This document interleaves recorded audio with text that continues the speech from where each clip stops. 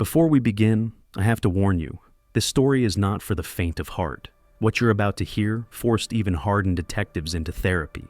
But it must be told, because silence kills children. Her name was Melissa Missy Mogle, a 5-year-old girl from Florida. To everyone who knew her, she was a beam of sunlight, a little girl who loved butterflies, Disney princesses, and the color pink. Every morning, she would open her eyes, smile, and say, "What a sunny day," even when clouds covered the sky.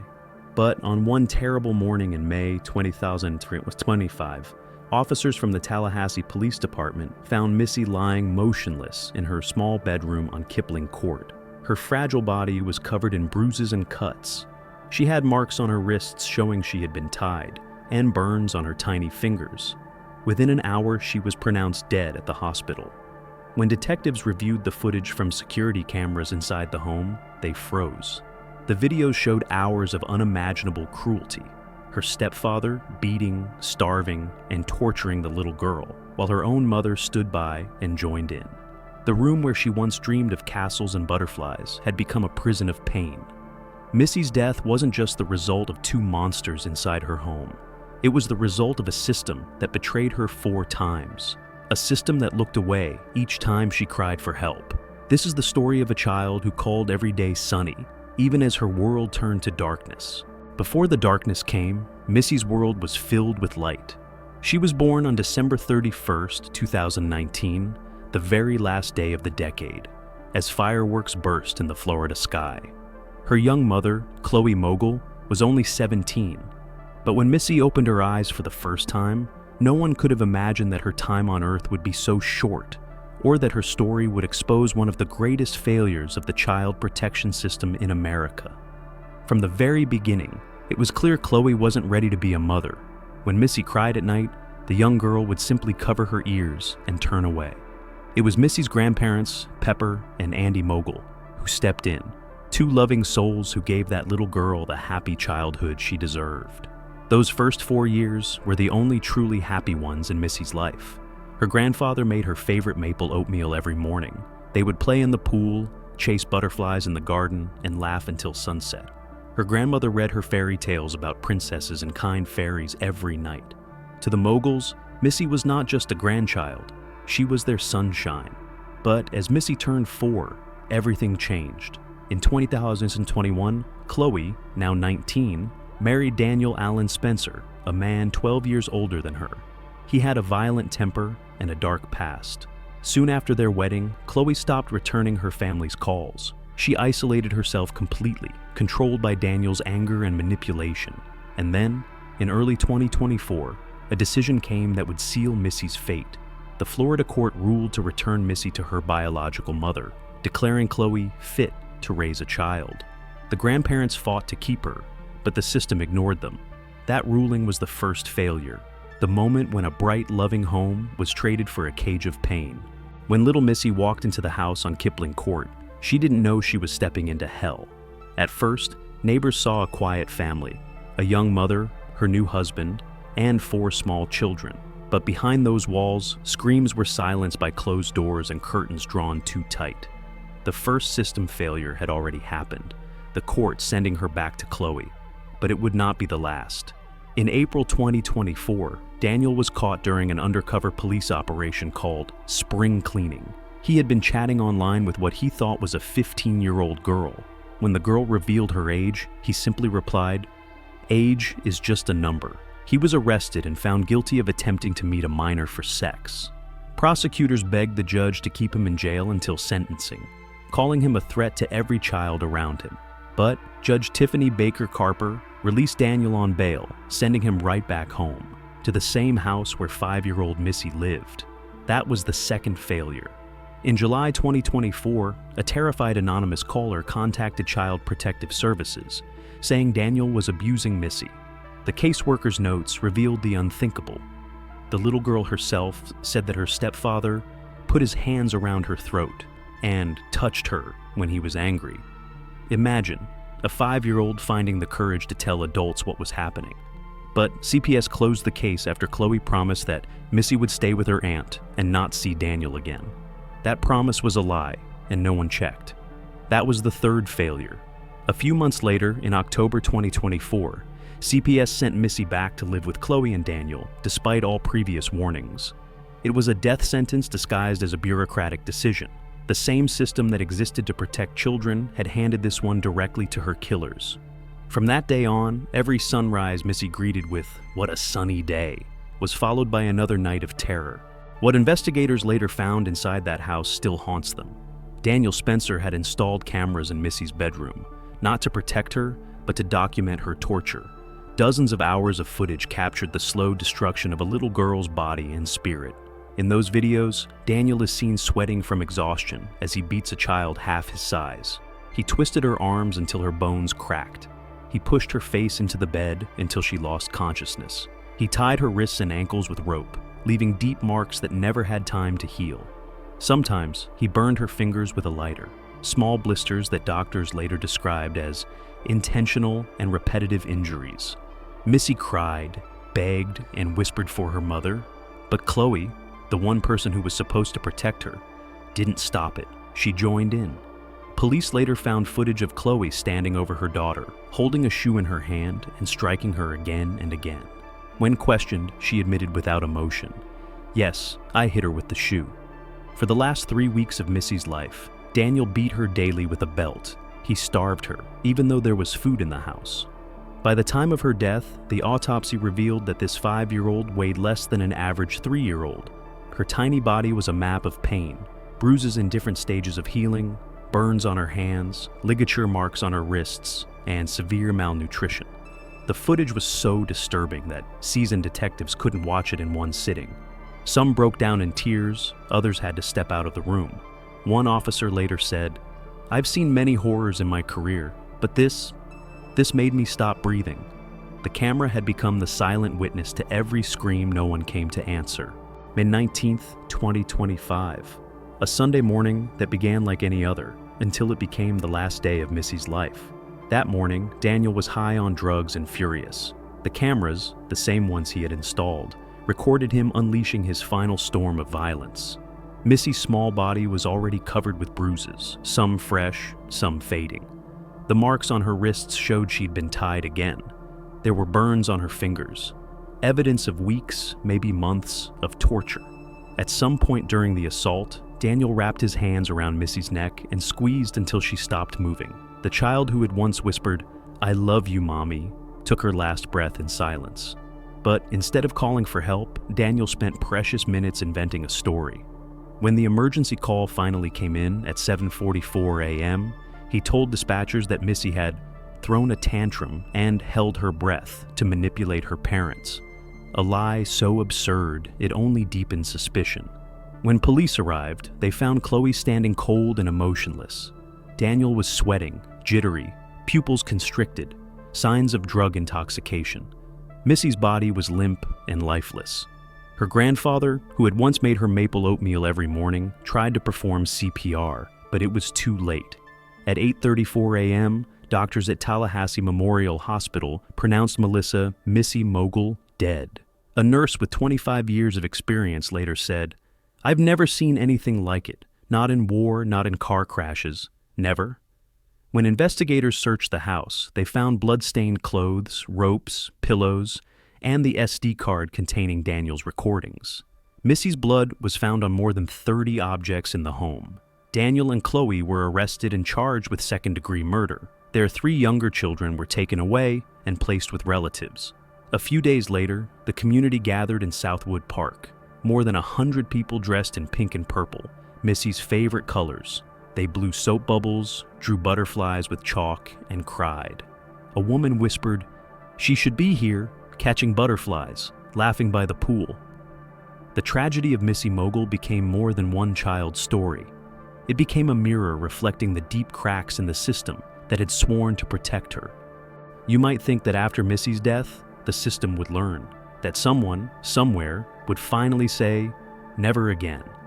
But only months later, in another small American town, it happened again. Her name was Iris Rita Alfura, just 18 months old, with big brown eyes and a smile that could light up a room. To her mother, Emily Alfura, she was pure joy. Emily often said, "She made me the happiest person alive." Iris grew up surrounded by love in her grandparents' home in Pennsylvania.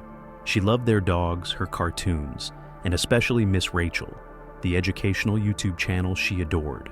By her first birthday, she was walking, learning to sign simple words, and dancing to the song Bluey. Her parents, Emily and Bailey Jacoby, were no longer together but shared custody peacefully.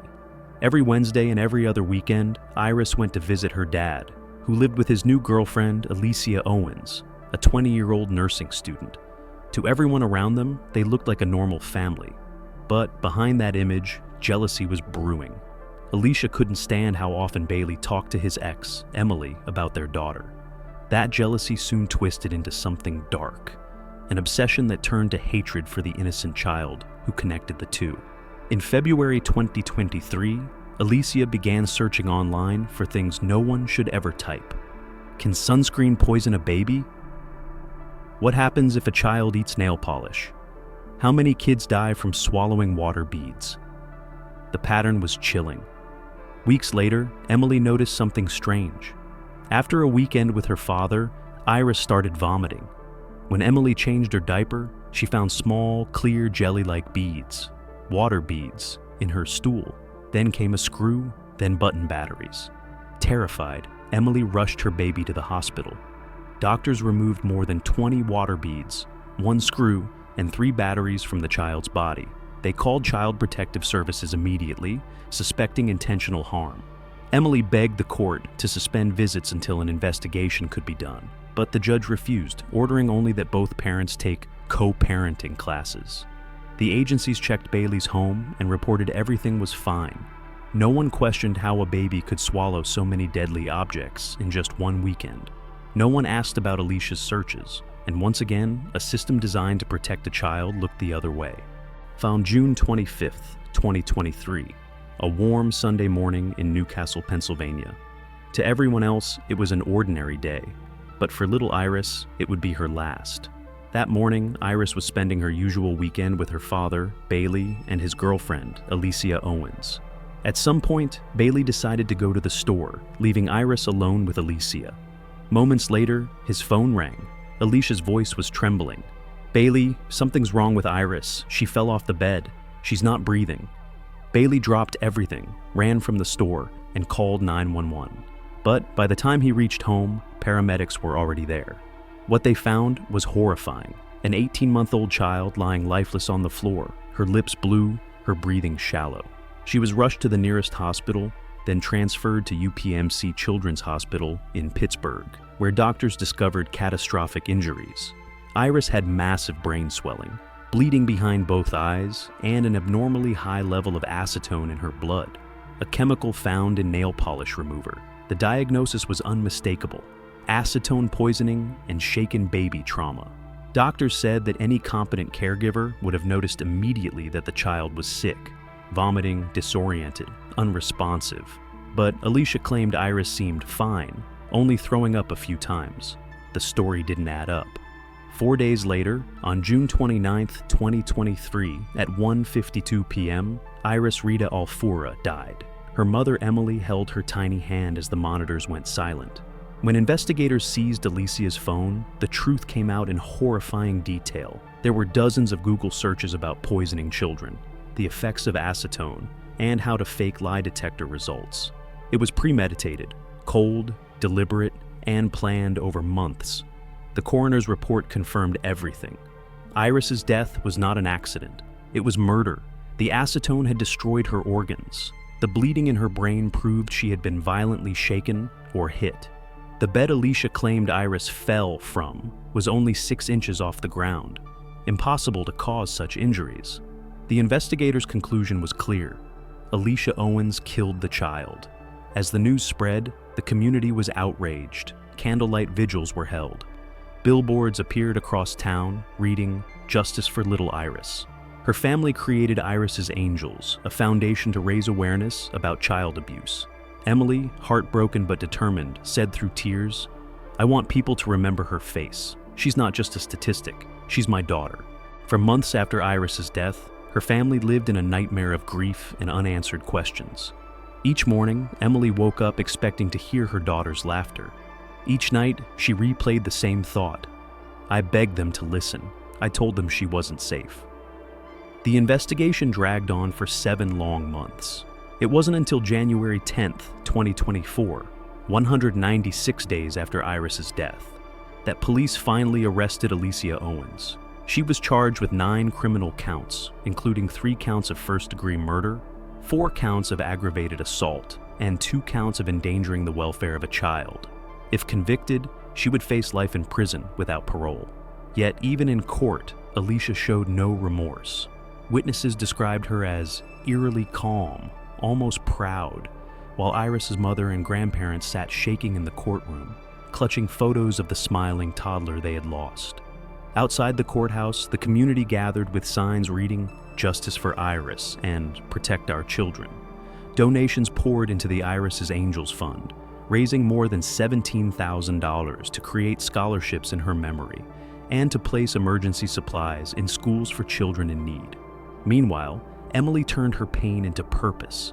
She began speaking publicly about her daughter's story, demanding reform in child protection laws. "If your gut tells you something's wrong," she said, "don't stop until someone listens. My voice was ignored, and my daughter paid the price." Her message spread across social media, gaining thousands of supporters who demanded accountability from the agencies that failed her family. At the same time, prosecutors began reviewing how Lawrence County Children and Youth Services had handled the earlier warnings. Their quick inspection, the one that had simply checked a few boxes, was being called a textbook example of systemic negligence. One local official said bitterly, "We failed to connect the dots, and an innocent baby died because of it." But for Emily, no justice could fill the empty space left behind. Every Christmas, she still hangs a small stocking that reads, "Iris." Every birthday, she releases a balloon into the sky. "I know she's up there," she whispers, "dancing with angels." 2 little girls, one 5 years old, one barely 18 months, both gone because adults who should have protected them looked away. Missy Mogle and Iris Alfura never met, but their stories mirror each other like 2 tragedies written by the same careless hand. Each time, the system that existed to shield them became the very thing that delivered them into danger. Missy's case exposed how judges and agencies dismissed warnings, how a convicted predator was allowed to live with children, and how a 5-year-old's desperate cry for help was ignored. Iris's death revealed the same deadly pattern: social workers who didn't investigate deeply, courts that prioritize paperwork over instincts, and a bureaucracy that confused procedure with protection. In both cases, the monsters were not strangers lurking in the shadows. They were inside the home, trusted by everyone, hiding behind smiles and polite words. And the silence of the system gave them time to destroy what was most innocent. When prosecutors and investigators spoke later, they didn't just talk about punishment, they talked about prevention. They said Missy's and Iris's names out loud in hearings and reports, making sure they wouldn't become forgotten statistics. Petitions were launched demanding new laws to prevent children from being placed in homes with offenders. Thousands signed, thousands more shared their stories online. But the real change, they said, must begin with ordinary people, with us. Because sometimes a phone call, a report, a moment of courage can mean the difference between life and death for a child who cannot speak for herself. So tonight, if you're watching this and you suspect a child might be in danger, don't stay silent. Call, speak, act. You might be their only chance. Missy loved butterflies, Minnie Mouse, and pink dresses. Iris loved to dance and say her first words in sign language. They both saw the world as bright, kind, and full of wonder. Now, it's up to us to make that world worthy of them. Remember Missy, remember Iris, and never forget that silence kills children. Thank you for staying with me through this story. I know it wasn't easy to hear, but that's exactly why it needed to be told. Because when we stop talking about cases like these, more children fall through the cracks. If Missy's or Iris's story touched your heart, please take a moment to comment below. Write where you're watching from and what part of this story affected you the most. Every comment helps this video reach more people who need to hear it. And please, subscribe to the channel and turn on the notification bell.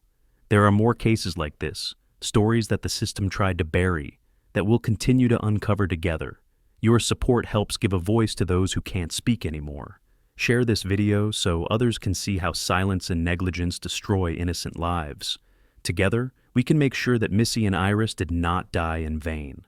Because sometimes, one share, one word, one voice can save a life. Thank you for watching. Stay aware, stay kind, and never stop speaking up for the voiceless.